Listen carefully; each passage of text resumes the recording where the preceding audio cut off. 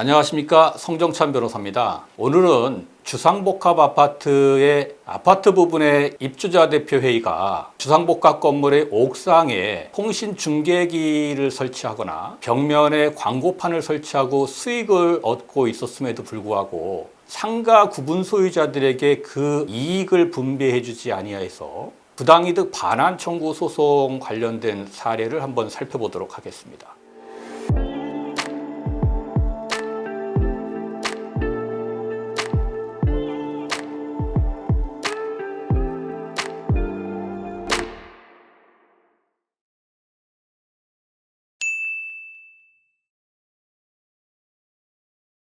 이 사건의 사안을 좀 설명드리겠습니다.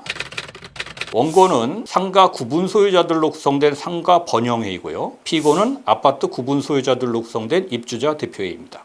원고는 주상복합 건물 옥상에 통신 중계기를 설치하고 얻는 수익금 및 외벽에 간판을 설치하고 얻는 수익금 등에 대해서 피고 입대위에 대한 상가 구분 소유자들의 부당이득 반환 청구권을 원고가 양도받고 피고에게 채권 양도 통지를 한 후 피고를 상대로 부당이득금 반환 청구소를 제기한 사건입니다. 그러면 이 사건이 좀 어떻게 발단된 건지 좀 얘기해 주시겠어요? 네, 좀 전에 사안에서 간략하게 설명드린 것처럼 옥상 부분에 입주자 대표회의가 통신 중계기를 설치하도록 허용하고 그 통신회사들로부터 적지 않은 수익금 1년에 한 500만 원 정도, 500에서 600만 원 정도를 받은 것으로 보이는데요. 이 정도의 수익금을 얻고 있었고 외벽에도 간판을 설치해서 수익을 얻고 있었습니다. 그런데 이 수익금을 입주자 대표회의에서는 아파트 구분 소유자들끼리만 이익을 향유했고 상가 부분 구분 소유자들에게는 이익 배분을 전혀 하지 않았거든요. 상가 부분 구분 소유자들이 이는 부당하다. 그래서 입주자 대표회의에게 부당이득 반환 청구를 하게 되는 사건입니다.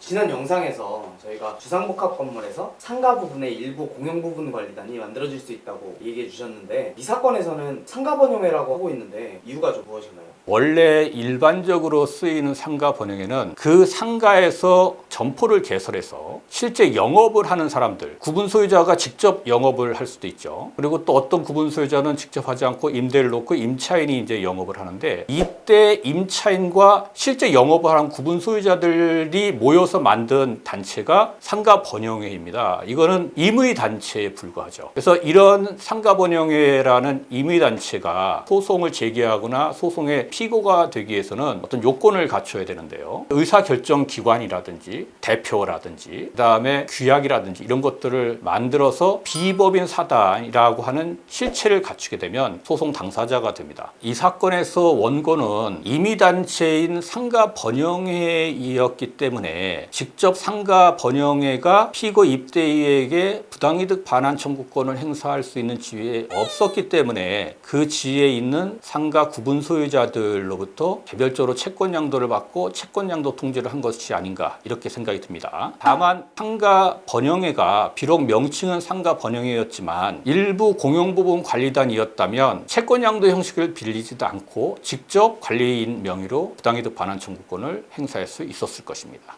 자, 그러면 일반적으로 주상복합 건물의 옥상은 상가와 사실 관련이 없어 보이고 옥상에서 통신중계기 설치해서 수익금 얻고 있다고 해도 이에 관여하기 굉장히 어려워 보이는데 이런 부분도 좀 관여가 될까요? 예, 집합건물법 제10조 1항을 보면 공용 부분은 구분 소유자 전원의 공유에 속한다. 다만 일부의 구분 소유자만의 공용에 제공되는 것임이 명백한 공용 부분은 구분 소유자의 공유에 속한다고 규정하고 있습니다. 일부 공용 부분인지 전체 공용 부분인지 좀 불명확한 경우가 있긴 합니다만 이 사건에서 문제되고 있는 옥상이나 벽면은 전체 공유 부분에 해당되거든요. 그렇다면 전체 공용 부분은 상가 부분이든 아파트 부분이든 관계없이 모두 다 공유하고 있는 부분이라는 의미가 되기 때문에 옥상 부분에 설치한 통신 중계기 부분은 전체 공용 부분의 관리 부분에 해당되거든요. 그래서 상가 구분 소유자들도 권리를 주장할 여지가 있는 것입니다.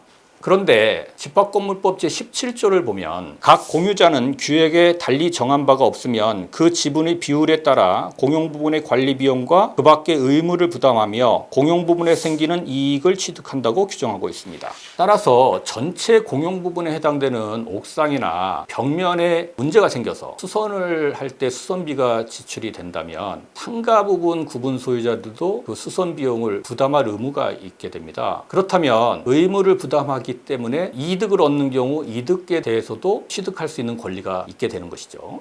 결국은 이 사건에서 원고가 제기한 소송은 어떻게 좀 끝이 났을까요? 법원에서는 공평의 관점에서 상가 구분 소유자들에게 부당이득 반환 청구를 인정해서 인용해 줬습니다. 다만 그 범위는 옥상의 중개기와 외벽의 그 광고판과 관련돼서는 이 상가 부분 면적 비율만큼의 돈을 부당이득으로서 입대위가 상가 번영에게 지급하라고 이렇게 판결한 것입니다. 이상에서 본 바와 같이 주상복합 건물이나 집합 건물 부분에서 전체 공용 부분으로 인해서 생기는 이익이 발생한다면 이 이익을 개별 구분 소유자들이 제대로 향유하고 있는지 한번 확인해 보시고 혹시라도 이런 부분에 관해서 궁금한 것이 있으면 언제든지 연락 주시면 친절하고 상세하게 상담해 드리도록 하겠습니다.